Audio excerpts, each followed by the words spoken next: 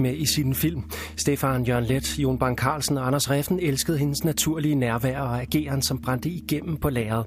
Men hvilke konsekvenser har det for et ungt menneske at blive kendt og fætteret allerede som barn? Hvad sker der, når kameraet slukkes? Født til filmen handler om den danske skuespiller Stine Birlichs 40-årige korte liv, karriere og skæbne. God fornøjelse.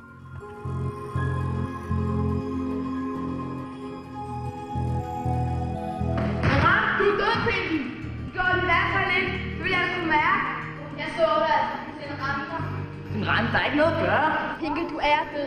Du kunne lige så godt indrømme det. Det passer ikke! Så en gang med, når du lavede en scene med hende, så kunne du sige, var den god, var den ikke god? Når du kom hen og så prøver, så var den for det meste vanvittigt god. Hun kunne gribe et øjeblik, og så være til stede på sådan en helt vildt naturlig måde. Skal du med i byen i aften? Jeg har lige fået forskud ned for Løven. Har du andre planer? Det nærvær der, og den måde at være til stede i øjeblikket på, var en enorm stor styrke.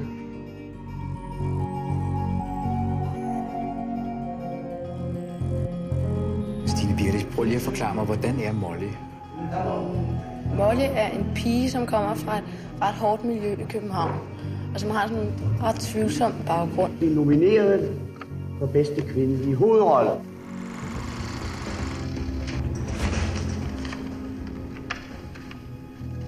Det skal bruges til rejse. Du skal ikke ud at rejse. Jeg skaffer dig job nede i fisken. Er det ikke fint?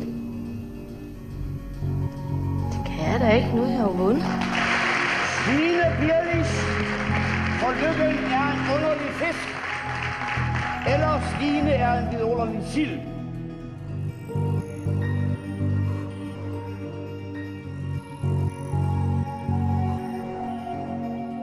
Hun spiller jo røven ud af bukserne på mange af de voksne, vil jeg sige. Altså med sin spontanitet og sin ægthed. Nu kan du lære alle 4 vers udenad.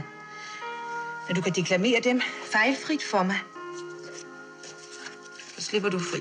Det var påfaldende, at hun ligesom havde slet ikke nogen blufærdighedstærskel over for kameraet. Mange føler, når kameraet, specielt i gamle dage, da man skulle holde mærker og holde lyspositioner, og man skulle fange lyset på den rigtige måde osv., så fik man jo udstukket mærker på gulvet, hvor man skulle stå, og det mestrede hun altså til perfektion.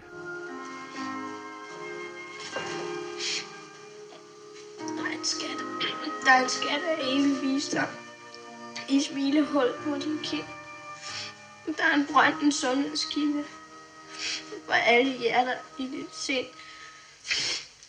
Og når så kameraet pludselig kom trillende hen imod hende og gik ind i den nære billede og sådan noget, der holdt hun fuldstændig fast i sin integritet i de der situationer. Og det er jo unikt.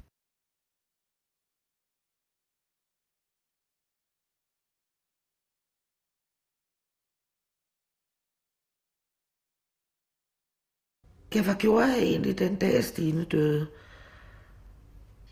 Ved du hvad, jeg tog bare her hjem alene og satte mig i sofaen og stirrede ud i luften. Ikke en tårer. Ingenting. Det er mærkeligt.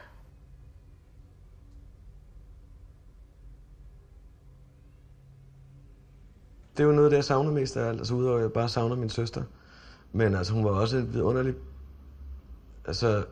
rådgiver, ikke? Det er jo den egentlige tragedie, at det blev så kort. Det blev så kort. Og det var så lovende, og så blev det så kort. Det var vanvittigt lovende.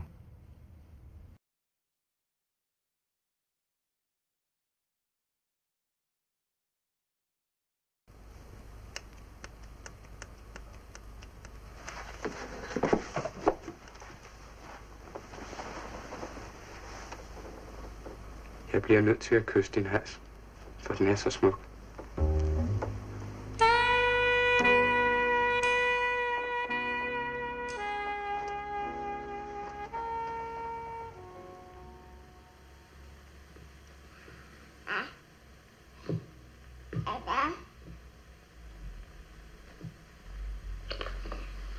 Jeg har rejst meget. Jeg har været gift engang. Nu bor jeg sammen med den mand, jeg elsker. Vi har 2 børn hos os. Min datter er første ægteskab og vores lille søn. Jeg er 33 år. Jeg elsker min kone, som jeg ikke er gift med. Vi bor sammen med vores 2 børn i en stor, lys lejlighed. Når det bliver forår, når vi børn og ting i bilen og kører sydpå. Jeg tror, jeg har rejst meget som barn. Det gjorde et stort indtryk på mig. Så man mennesker og sådan noget, og oplevede mange forskellige stærke situationer.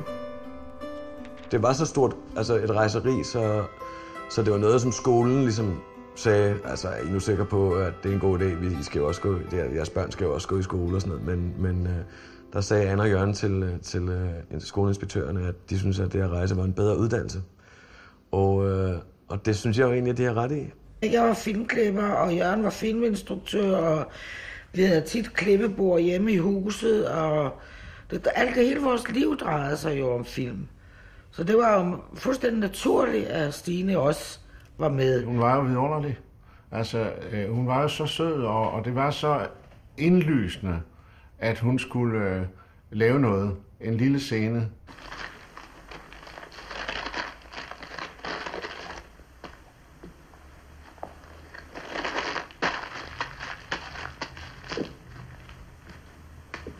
Hvor tryg ved at være i en situation, som hun skulle give liv. Og det er jo en fantastisk evne at have.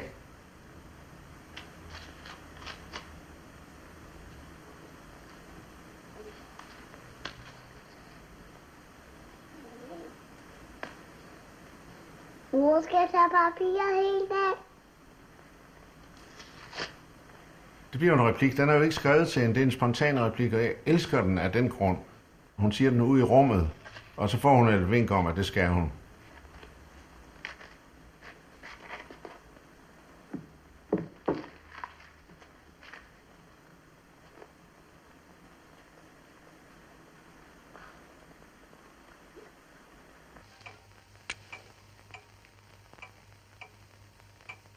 So you were a teacher? Teach me what it's like to be dead.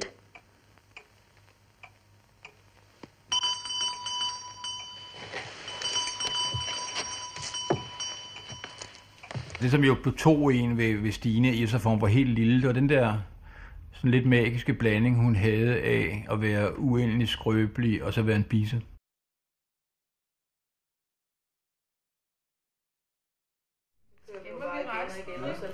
Og så kommer der nogle flere artikler og sådan noget. Altså. Har du også pladen? Ja, den fandt jeg nemlig lige. Det skal vi jo fandme da også have. Det er helt glemt, vi lavede jo en CD. Hvor Stine synger. Ja, og det var jo frygteligt, fordi den kom jo i radioen hele tiden, og den blev faktisk spillet ret meget. Det eneste, der var godt ved det var, at jeg fik nogle kodapenge. Og så, så kunne jeg fyre dem af, men det var enormt pinligt, fordi den blev spillet så meget, så når jeg gik nogle steder, folk kunne genkende mig, specielt unge mennesker, så begyndte jeg, E66, af Trans-Europa Express.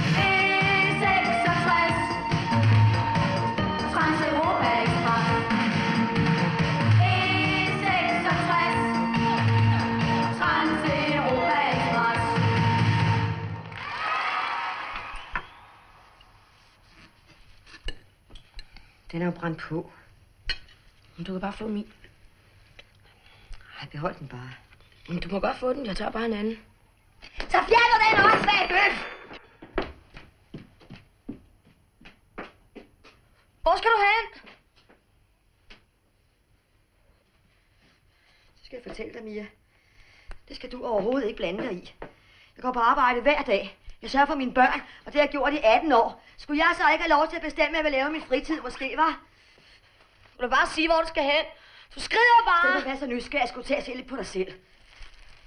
Evig altid slasker du rundt på stranden og samler de forbandede sten sammen, der kommer slæbende hjem med dem, som render og skvatter i dem. Jeg skal lige se det der med bare her. Det er sygt. Det er sygt, Mia. Tænk over det. Det er ikke normalt med alle de sten. Jeg tør ikke fortælle til nogen. Du må tro, jeg er en idiot. Hvad laver du til? Er du en stensamler? Du må ikke selv høre det. Og så har en bøn noget at finde ud af. Hvad kan du overhovedet finde ud af?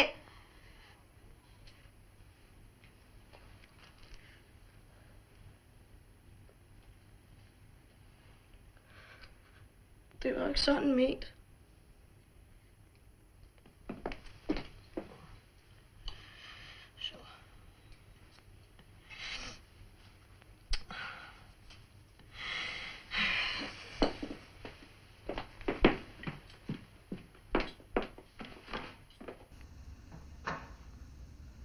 Spis til mad, jeg kommer med det.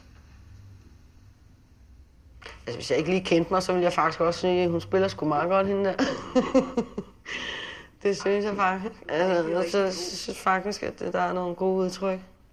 Altså allerede efter jeg havde lavet Slægten, tror jeg nok, jeg har besluttet mig for et eller andet sted inde i mig selv, at jeg ville være skuespiller.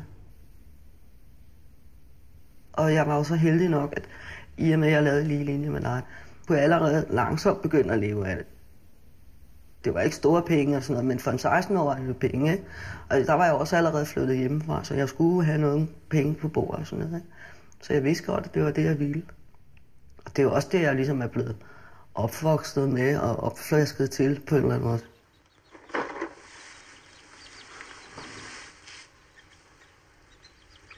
Hold op! Hold op! Jeg arbejder da ikke i min fritid. Du har ikke den på at sladre, ne? Slip mig dog! Slip mig! Hvad? Slip mig! Slip mig! Hvad sker der ikke noget, ne? Sig, Stine. Du kan ikke finde på at sladre, vel? Lad være! Du har aldrig finde på at fortælle noget til det, så bliver hun jo ked af det. Ikke?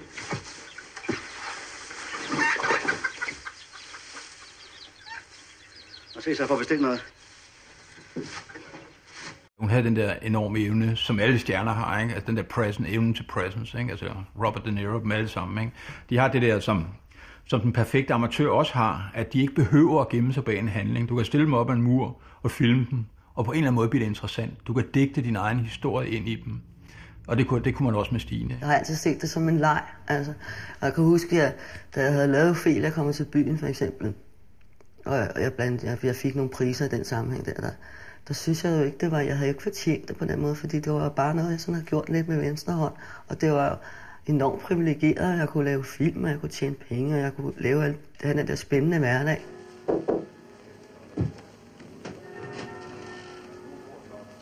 Tror du, jeg var nøgen, Hamlet?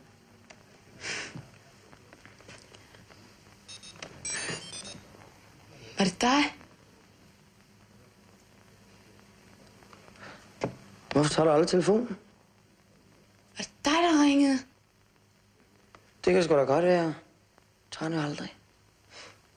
Hvor fanden skulle jeg vide fra, at det var dig, der ringede? Jeg troede, det var nogle af de der idioter inden for byen. Er det også dig, der sender blomster? Stine Bierlich vagte opsigt i filmverdenen, da hun som 19-årig og inden for 1 år modtog de 2 filmpriser, man kan få i Danmark, en Bodil og en Robert. Det var for hendes sidste hovedrolle i filmen Ophelia kommer til byen, og hvad har hun så fået ud af det? Ikke noget. Nej, jeg ved ikke. Altså, jeg har fået det ud af det, at jeg selvfølgelig var frygtelig glad for den anerkendelse, fordi jeg går stærkt ud fra, at det er seriøse mennesker, som har en seriøs mening, og så synes de, at jeg egner mig som spiller. Og det er jeg glad for, fordi jeg vil godt være skuespiller. Jeg har set i Politikken, at du siger, at du vil ikke være berømt og kendt. Hvorfor ikke? Bliver man ikke det som skuespiller? Er det ikke en del af faget? Jo, men fordi man godt kan lide at spille teater eller film eller et eller andet, så er det jo ikke ensbetydende med, at man også har lyst til at være kendt som privatperson. Det er det, jeg mener. Men det, der kan være svært, det er, når man føler sig iagttaget hele tiden. Når folk ligesom ikke har nogen, jeg ved ikke, hvad man skal kalde det, men jeg ved ikke, om det er ordentlig opdragelse eller hvad det er, men simpelthen uhæmmet begynder at glo, pege fingre, komme med kommentarer, begynder at synge de sange, man har sunget i sin film. Altså ligesom uden for forståelse for, at man gerne vil have fred, og man er fri fra arbejde, og man er bare et ganske almindeligt menneske, ligesom alle andre. Det kan være hårdt. I dag snakker vi om filmen Rejsen til Amerika. Vi skal også se et klip af Gummitarsen, som fås på video nu. Jeg havde et børneprogram til et halvt års tid. Projektet. Men først skal vi se 3 minutter. Det var sjovt at være ude og lave film med rigtige sådan, mennesker og sådan, og ud på location og ud og sådan noget. Den der store blok derude i Gladsaxe, som man arbejder i, det var ikke spændende nok, altså. Det var ikke udfordrende nok, og det var sådan, der var lidt for meget, hvad skal man kalde, fabrik over det, ikke? Og den har telefonnummer 01 67 35 15.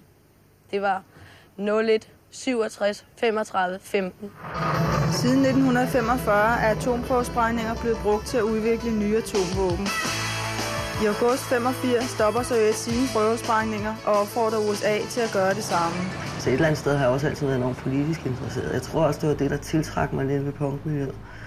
Det var, at der var den der sådan anti-amerikanske stemning over det, og også den der anti-autoritet.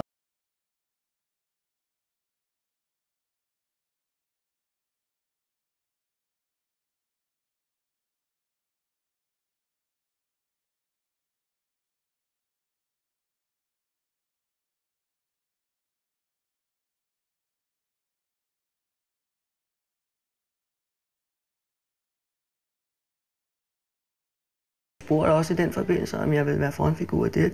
What is your purpose in Nevada? I mean, I know you're going because maybe there's sites there, but what are you going to do? Just that we go there to show up at that place and to speak loud and say we don't want this going on anymore. But it's a fact.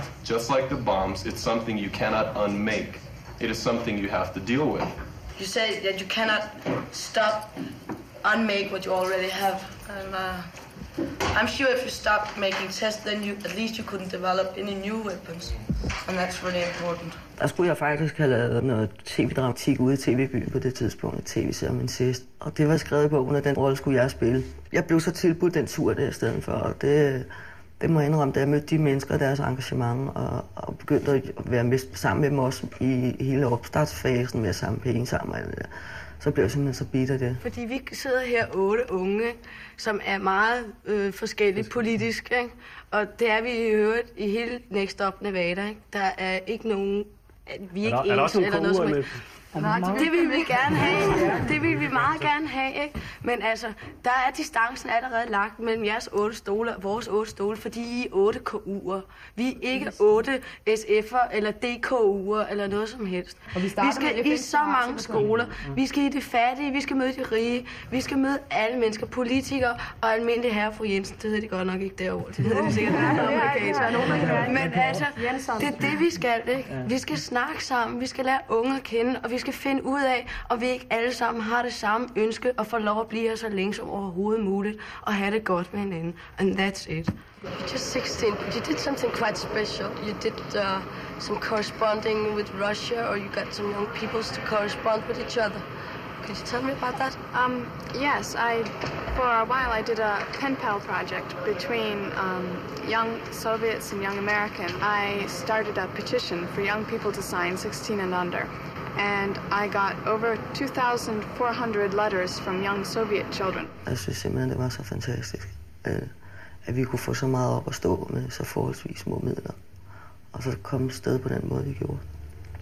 Så det var dødspændende, så jeg smed alt det hen, når jeg ringede til TV-byen og sagde, at jeg vil ikke lave den serie, fordi jeg vil hellere til USA og Rød Front. Altså, det var meget, det kunne jeg godt lide de ting. Jeg synes, det var interessant, når man kunne være lidt med på barrikaderne. Jeg blev ikke særlig populær i TV-byen. Hun ville ikke, at jeg skulle komme derud og arbejde bagefter, når jeg havde råd til at sige nej til sådan en rolle. Det var bare deres tag, sådan har den lidt. Jeg havde en kanonoplevelse. Det var simpelthen, jeg tror, det er en af mine livs bedste oplevelser. En af frønsegårdene med at bo. Det er alle mands ejer, når der barmer. Og husk at plukke dem, inden de er væk. Så skulle man være skarn, for man ikke var taknemmelig. Så vi har tænkt os at lave en loppemarked her om 14 dage. Jeg har simpelthen så mange ting fra en af mine kammeraters mor, der døde. I virkeligheden skal man jo bare være enormt taknemmelig for de ting, man har, som er gode. Der er masser af ting, man er taknemmelig for hele livet.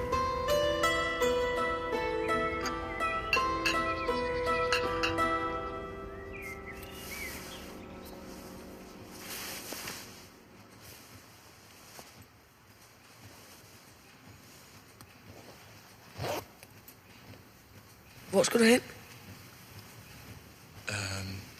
Jeg går ned og kører noget morgenmad, ikke?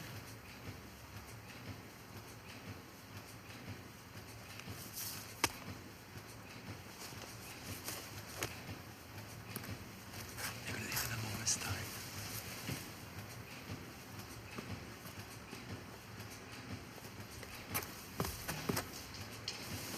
Det er jo ikke så mærkeligt, når vi typecaster hende, som du er inde på, at hun var en regnestensspige eller en gadepige, du ved, ikke? Så var hun det jo også, når hun var uden for kameraet, ikke? Så var hun jo også en pige, som i virkeligheden var lige så rå og lige så kontant og lige så ægte og ærlig, og som havde sit projekt. Det var også svært at skelne, hvornår er det rollen, der taler, hvornår er det Stine, der spiller rollen, og hvornår er det, at hun selv er det, hun er, ikke?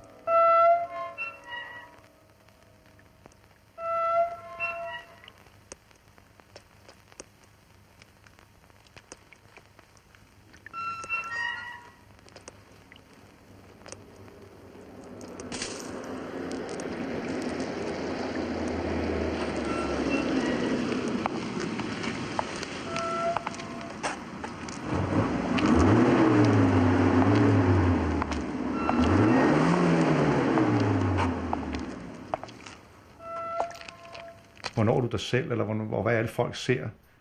Får du en rolle som J.R. Ewing, jamen hvad har du så at gøre? Når man, altså, er det så en karriere, så var det dit liv, der sluttede der? Kan man sige, det kan godt være, at du tjente en masse penge, og du havde en rolle i en film, men det var så det liv. Og det er du jo ikke selv herre over. Og det sker jo også for børn. Hun blev ved med at være den der sårede pige, ikke? Som blev udsat for alverdens grusomheder. Det var den rolle, hun spillede. Det bliver sådan næsten et mentalt fængsel for hende.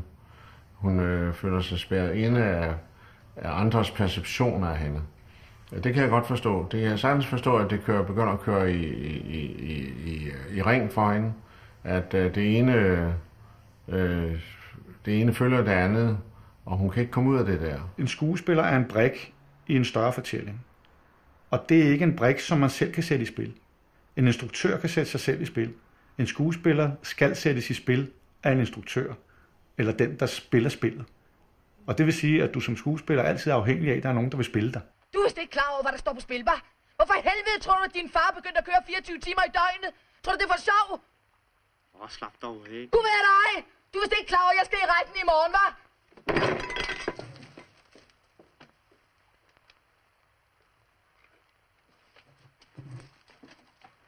Mor!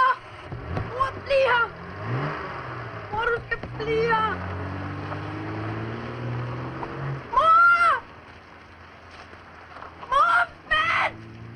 Altså hvis jeg gik ud og lavede 3 måneders filmoptagelse på et filmhold, så var det jo de mennesker, jeg kom til at holde af, og ligesom pludselig blev min familie. Og det påvirkede mig enormt stærkt. Rollerne påvirkede mig også, fordi jeg synes, det var interessant, at skulle sætte mig ind i at være et andet menneske og sådan noget. Og så, når filmoptagelsen pludselig en dag er slut, så påvirker det også enormt meget, fordi så var du nemlig kun dig selv. Altså, så bliver man sådan efterladt, hængende i luften, og så holder man afskedsfest, og så det, og så går alle til hver sit.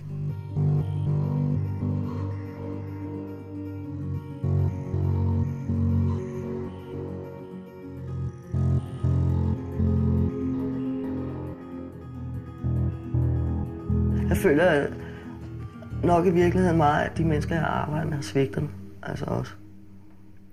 Men det ved jeg jo godt, de ikke har, fordi sådan er processen i film. Og det er jo det, man skal huske, hvis man gerne vil lave film. At det er altså en proces, og vi har alle sammen. Det er jo ikke, du er ikke på den samme arbejdsplads i 10 år for gode kolleger på den måde.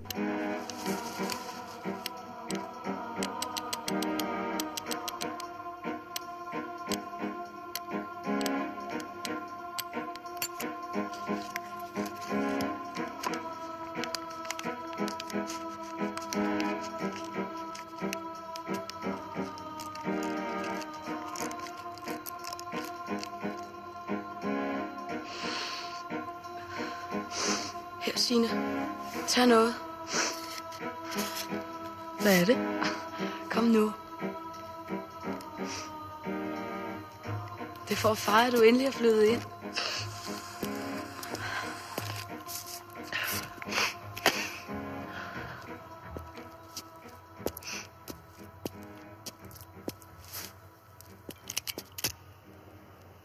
Ja, hvis jeg ikke var på optagelse, så var det noget med at tage ind til byen og hænge ud inde ved Storkspringvandet og Gammeltorv, Nytorv og prøve at se mere utræret ud for en hver dag, så starte en morgen med en ordentlig gang krigsmaling. Det var sådan en dobbelttilværelse jo, lidt, altså fordi der passede min arbejde, når jeg skulle det. Jeg altid synes, jeg passede mine ting meget godt. Men så snart jeg var fri, så var det jo bare ud og være djævelsk et eller andet sted, og der skulle ske noget. Hun boede inde i Nansensgade i en skøn lejlighed. Og du boede så ussel, så det efterhånden ud. Og jeg blev ved med at spørge til hende, er du deprimeret?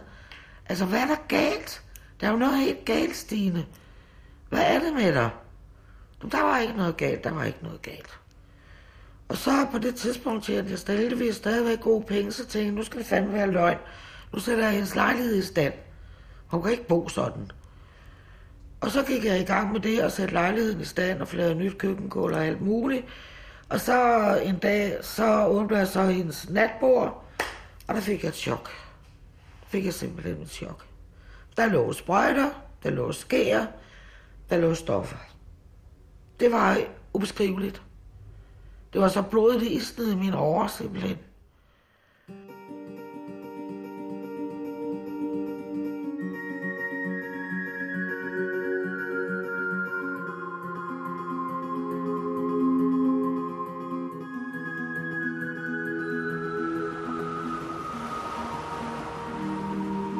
hende Mia, hun var i virkeligheden meget mig selv. Altså, fordi det er det der med, at du går rundt i dit eget univers, og du skaber selv dit eget univers. Og det gjorde hun jo også i filmen, ikke? Altså, hun havde sine måder at klare livet på, ikke? Altså, om det var stranden og stenen. Det var det samme, jeg har været nødt til hele mit liv, specielt min voksne liv. At finde et eller andet sted, hvor man var sig selv. Fordi når man lever på den måde og laver film, og når man er så faktisk stadigvæk jo forholdsvis ung, så er det enormt nemt at blive påvirket for meget. Hun var jo en lille bitte filmstar allerede der igennem flere produktioner. Der var hun jo et navn, der var skide velfungerende. Hun var en super god skuespillerinde også. Så det var jo bare et menneske, der på en eller anden måde i kraft af sin rolle overlevede alt det her, ikke? Og hun blev anset for at være urørlig. Da jeg mødte Stine på Floss, så var hun en filmstjerne, når hun sad der. Og det var hun fuldstændig også godt klar over. Og de mennesker, der talte med hende, og hvordan hun ligesom, hvor hun var. Hun vidste godt, at hun var noget mere end os andre. Hun trak drengene hen i noget, der var farligt og spændende, ikke? Og det gjorde hende til en sejt sild i virkeligheden, ikke? Man synes jo, hun var skide interessant, fordi hun var noget, som alle de andre ikke var, du ved, ikke? En rigtig farlig pige, ikke? Og det var meget tiltrækkende. Det har på en eller anden måde kostet hende noget, ikke? At skulle, den måde, hun var til stede, hvordan hun skulle være der på, ikke? Sammen med andre almindelige mennesker, eller bare være Stine. Vi var alle sammen en del af det miljø. Vi røg jo også, og drak, og et pot, og vi havde alle mulige ting kørende, ikke? Så der var også en stor uskyld i det, men samtidig var der jo også en anden derut for dem, som ikke kunne finde ud af at administrere det, ikke? Jeg var en af dem, som måske kunne have gjort noget, og jeg har indimellem haft ekstremt stor samvittighed over, at jeg ikke formåede at hjælpe hende ved at sige, prøv lige at høre, søster, nu må du simpelthen droppe det der, ikke? Men når man selv er en del af det, så har man ikke altid moral, eller man har ikke sans for, hvornår er det, man i grunden vælger at sige, nu stopper det her. Skål.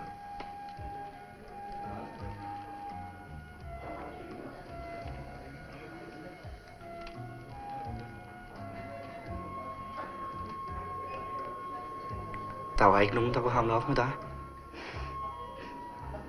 Manse, nu skal du ikke sidde og hælde vand ud af ørerne. Du kan jo se, at Mia bliver generet.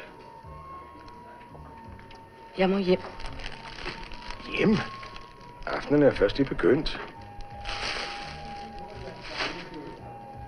Hvis du nu gerne vil hjem. Der er ikke nogen, skal hjem nu. Nu skal vi hygge os. Jeg fik jo så utrolig meget opmærksomhed, for eksempel via min film og sådan noget, ikke? Og det kan man også blive afhængig af, ikke? Altså, det synes man godt lide, den der, og nu er jeg noget, eller til en premiere, eller en prisoverrækkelse, eller sådan noget, ikke? Altså, det giver da også det der kick, du snakker om, ikke? Og der kunne mænd også give mig et kick, fordi så var jeg også noget. Og jeg fandt ud af bagefter, det var jo enormt hult, altså. Fordi det handlede det overhovedet ikke om. Altså, det var jo bare... Det er jo nemt at sige sådan i varme øjeblik, hvor er du sød og læber dig, og så kommer ud af døren, og man kan ikke engang huske, hvad den anden person hedder, eller et eller andet. Ikke?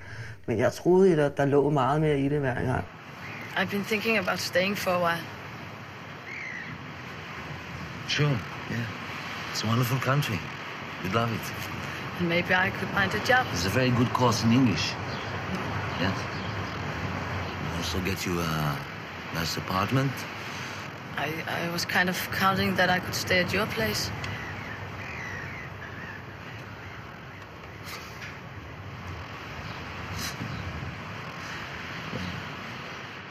It's a bit of a problem, the three of us. You know, you, me, and my wife. I don't think it will work out. Your wife?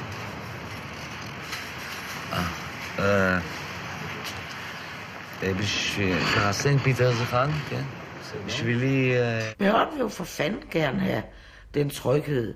Far, mor og børn, ikke? Og det er der jo ikke noget at sige til.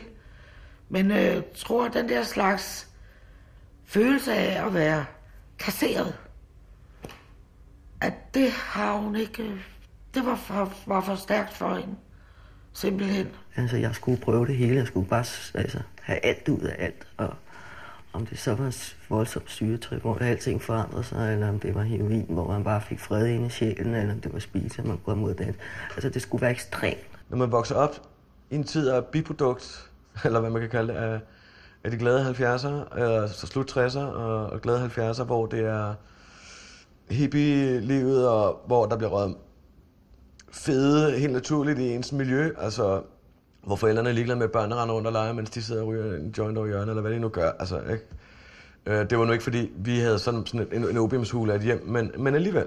Der var et tidspunkt, hvor vi kom ind på et diskotek, der hedder Bonaparte, hvor der kom mange skæve personer inde, og det var sådan et sted, hvor man kunne simpelthen lægge sig ned på gulvet, hvis man havde lyst til det.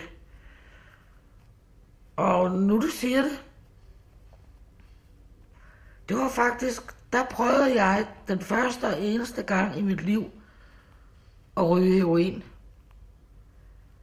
Og så var det, man kunne lægge sig ned på gulvet. Og der kom Stine også i det miljø. Det kan man også se i bagklodskabens klare lys, ikke? Forkert, at mor og datter bliver slyngveninder på den måde. Det duer jo ikke. Der skal have en afstand. En naturlig afstand mellem ung og voksen. Barn og voksen. Men de grænser flød selvfølgelig ud. Jeg var lykkelig første gang, jeg prøvede heroin. Jeg tænkte, der var den. Det var det, jeg skulle bruge. Fordi jeg manglede virkelig noget til at kunne lukke af med. Fordi jeg har været for åben, jeg har været for følsom, jeg har været for sprød på en eller anden måde. Altså. Så jeg synes jo, det var genialt. Jeg synes simpelthen, det var det bedste. Men det havde jo så nogle forfærdelige omkostninger. Jeg flyttede sammen med hende i håbet om at kunne hjælpe til med at holde hende væk fra stofferne. Ikke? Og det var... Altså det er jo naivt, altså set i bagspejlet, men det var også et udtryk for kærlighed, ikke? Jeg kunne ikke holde ud at se hende ryge igen. Og der var en gang, hvor det føltes som om, at hun havde gravet lidt dybere den her gang, og der var lidt mere grupperne i det, og jeg tænkte, nu skal jeg flytte sammen ind hos hende i Nansensgade, og hjælpe hende med at holde sig fra skidtet, ikke? For hendes skyld, men også for min mors skyld, fordi min mor... Altså, det var som om, hun var også begyndt at falde fra hinanden over det. Altså, der var et eller andet der var også uhåndterligt, ikke? Og så flyttede jeg sammen med Stine der, og så boede jeg med hende i ret lang tid. Men hun røg hurtigt tilbage på stofferne. Så det blev et helvede, altså, hvor jeg boede sammen med hende, og jeg mere eller mindre bare boede inde på mit soveværelse. Fordi resten af lejligheden var bare stearinlys og stoffer, og nogle kærester, der kom defilerende ind og ud, og som også røg på stoffer, og jeg endte med at måtte genopleve en af dem fra en overdosis, og hun brændte jo sine dyner og sine madrasser, du ved, hver anden uge, ikke? Så jeg måtte installere brandalarmer i hele hytten. Jeg mistede min familie på det faktisk, de ville ikke se mig, de havde enormt svært ved at håndtere, at jeg blev så kraftig misbrug, som jeg så blev en periode, ikke? Fordi at de kunne ikke regne med mig, ligesom. Altså, jeg kunne ikke... Hvor jeg før i tiden altid var 100% stabil, blev jeg 100% ustabil. Fordi det eneste, jeg tænkte på, det var heroin.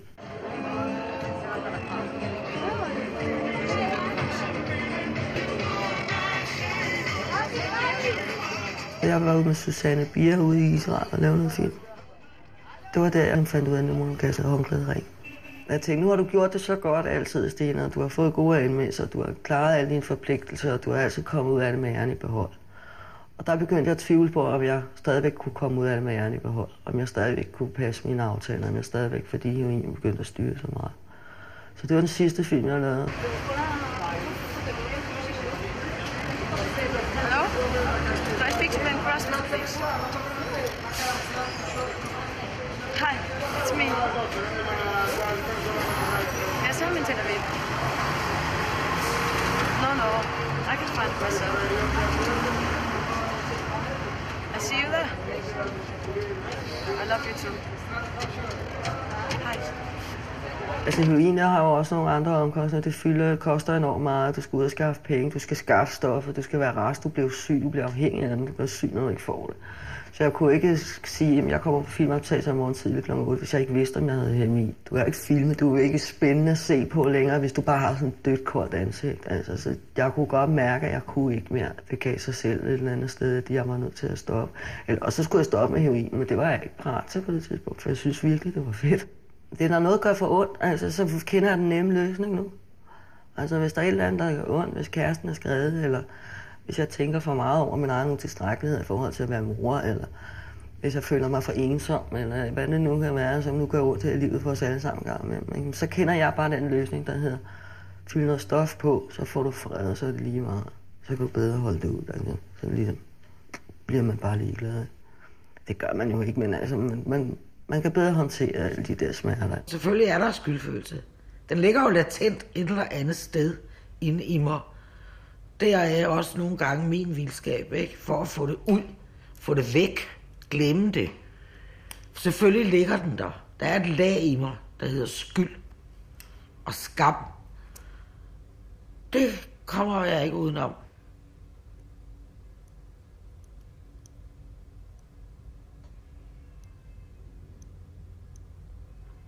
Men jeg kan ikke lave noget om. Det kan jeg jo ikke. Jeg må acceptere det.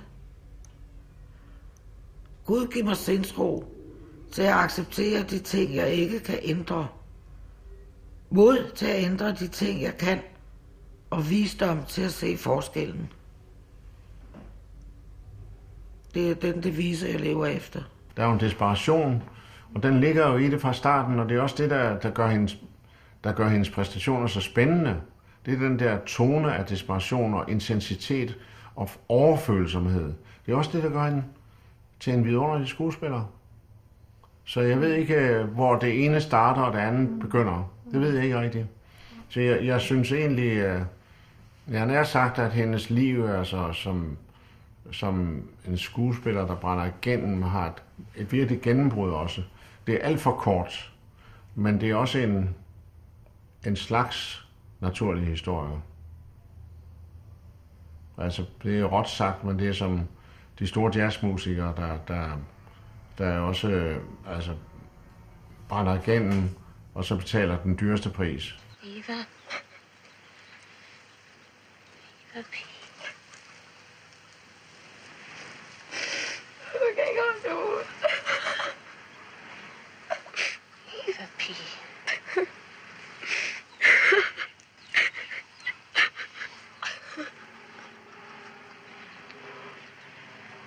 Nu tager vi en ferie. Og det bliver en lang ferie. Har du nogle penge?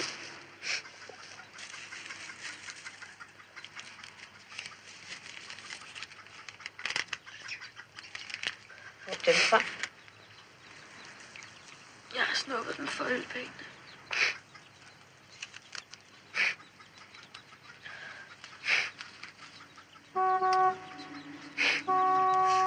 Man skal virkelig tænke sig godt om, hvad man gør, ikke? Og ikke overspille den der familiefølelse, der kan opstå på et filmsæt, fordi den kan være meget invaliderende, vil jeg sige. Selvfølgelig er der altid problemet bagefter, så er man færdig med filmen, og man har enormt travlt, man skal klippe, man skal have premiere, og hvor forsvinder den unge spiller hen og sådan noget der.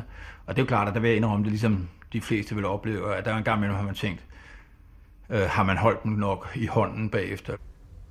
Da jeg så rydde op ude i hendes lejlighed, efter hun var død, det var nok noget af den forfærdeligste opgave, jeg har haft. Jeg måtte også give op med undervejs. Jeg kunne ikke gennemføre det. Men ved du hvad, så fandt jeg i hendes køkkenskab en flaske kulør. Og det er for første gang efter hendes død, at jeg græd. Jeg havde ikke kunne græde overhovedet. Men jeg tænkte, ja, hun havde drømmen om at leve et småbortigt liv. Det lykkedes bare aldrig. Så kan man godt blive træt i hovedet. Jeg tror, det er tjent 600-700 kroner. Meget godt. Det er næsten til vores bonbonlandstur. Jeg har en datter, som elsker at synge og danse og sådan noget, ikke? Og hun er jo helt vild, og igennem hende og hendes veninder og sådan noget. De vil jo gerne være med til MGP, og de vil jo gerne alle de der ting.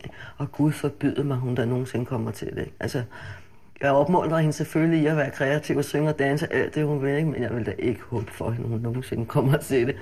Altså, det er ikke mit valg, det er hendes eget liv, ikke? Men et eller andet sted, jeg ved jo, hvad det har af omkostninger, og jeg synes ikke, det er det værd. Man skal virkelig hvile i sig selv. Det er da også en af grundene til, at jeg har lyst til at snakke om det i dag, fordi jeg har fundet ud af, at jeg er ikke den eneste.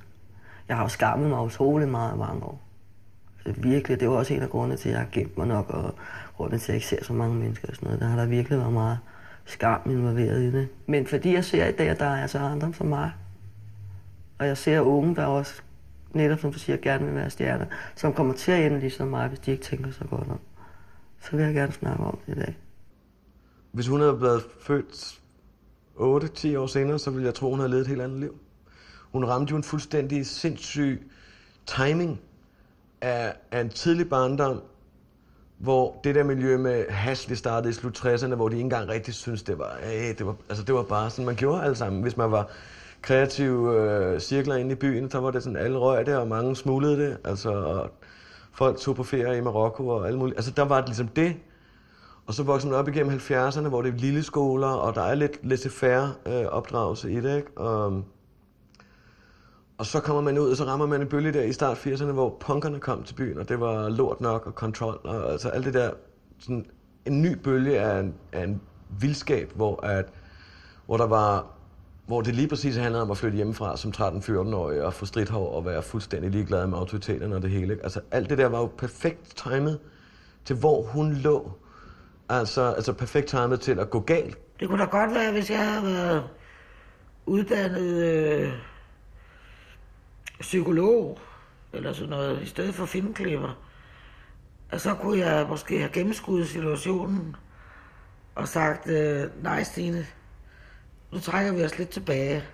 Ikke? Altså, men det var jeg jo ikke i stand til overhovedet.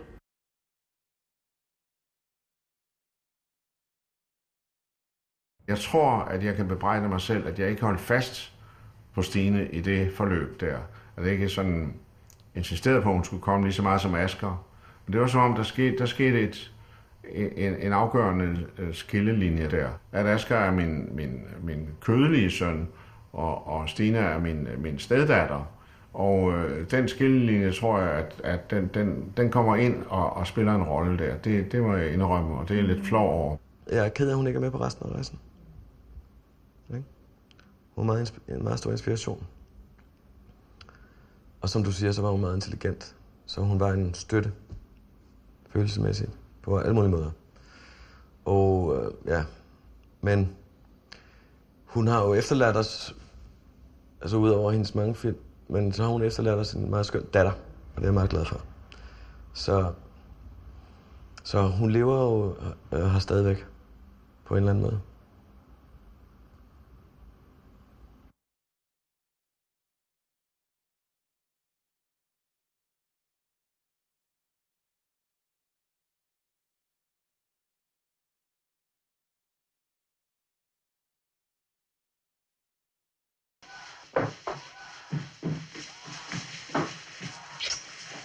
Hvad er du syg? Du er så bleg. Jeg har lidt hovedpine. Vi er snart færdige med at spise. De fik kagen. Jeg kan ikke lide, du er syg. Jeg er nok snart over. Og din far? Det ved jeg ikke. Han er vel hjemme på kontoret. Vil du blive lidt hos mig, baby? Ja. Vil du hilse ned? Nej. Gør det meget ondt i dit hoved? Hvor længe tror du, jeg må være oppe i aften? Indtil du er træt, baby. Så længe.